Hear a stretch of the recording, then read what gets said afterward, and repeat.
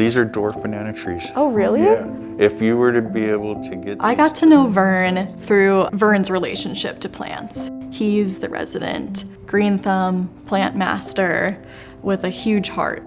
He brought almost all of the plants that we have here to us to brighten up our office.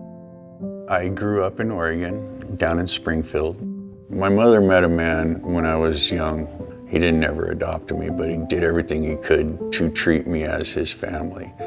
But his family, on the other hand, they were not nice. They were mean people, and they treated me very bad. I felt I was being destroyed from the inside out. So when my mom passed away, I left. And so I pretty much have been alone my whole life. At one point, I lost everything.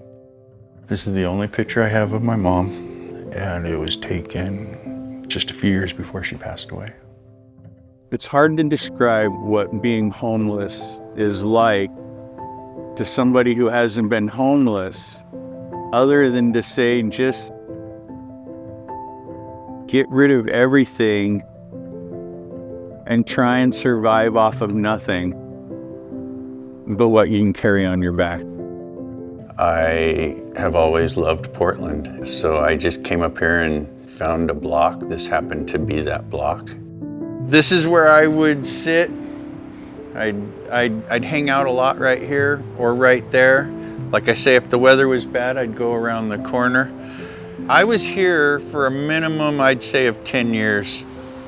I just got tired of it and had to get housed. And so that's when I actively started looking to not live on the street. I lived upstairs in this building for 8 years. The second window up was my window. Street Roots invited me to go through the orientation and become a vendor.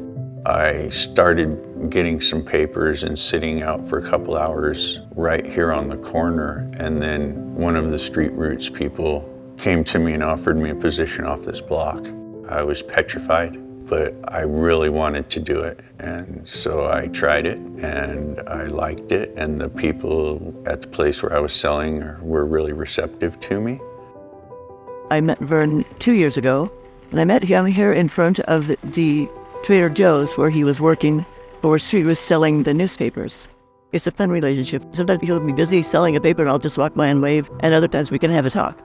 What Bonnie told me was she saw me trying to better myself and she wanted to help in that process. And so that's pretty amazing.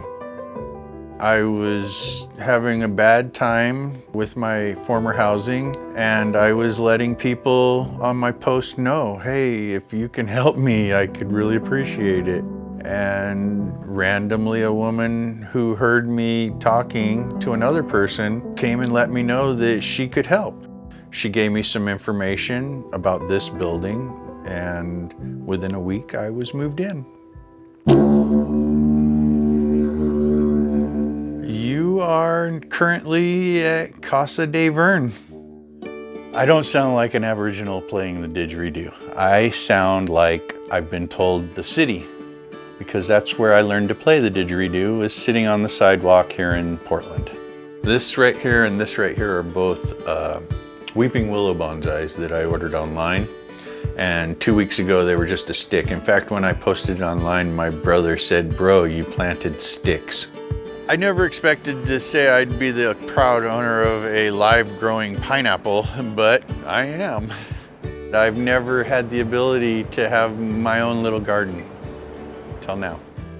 The feeling of safety, it's everything. When I wasn't feeling safe, I literally felt like I had a wall that was closing in on me and there was nothing I could do.